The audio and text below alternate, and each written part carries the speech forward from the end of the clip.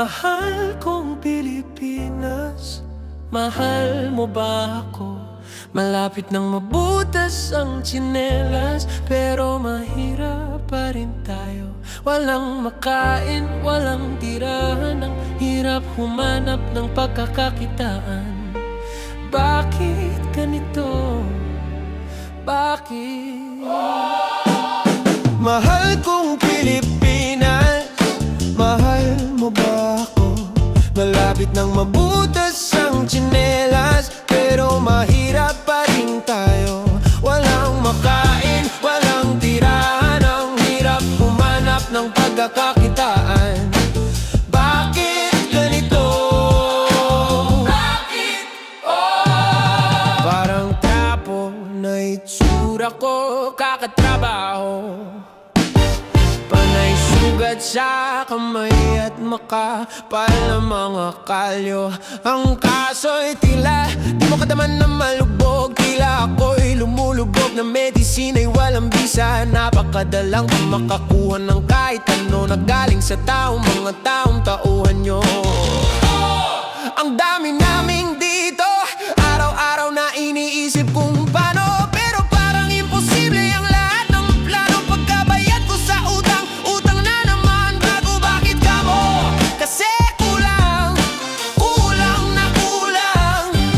Yung kikitain ko ngayong araw, ginastos ko na kahapon, pinambili ko ng ulam. Mahal kong Pilipinas, mahal mo ba ako? Malapit nang mabutas ang tsinelas, pero mahirap pa rin tayo. Walang makain, walang tirahan, ang hirap humanap ng pagkakitaan. Bakit ganito? Bakit?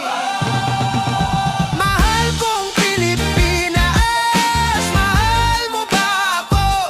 Malapit nang mabutas ang tsinelas, pero mahirap pa rin tayo. Walang makain, walang tirahan, ang hirap humanap ng pagkakitaan.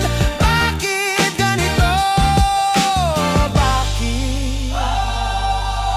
Mukha bang iftit mga katutubo, lider katutubo, ang pinatay ng rehimeng ito?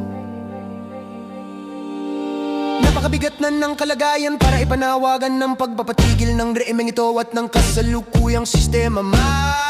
Nagpapating tulong ng malawak na pandarambong.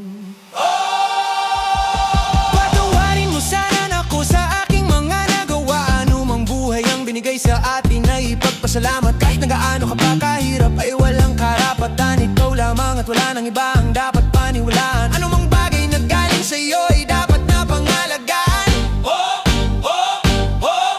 Kung meron man o walang ipagmalaki ay palaging magpasalamat. Ang buhay ay galing sa Panginoon. Kaya kung ano man ang mangyari sa'yo ay walang makakaawat.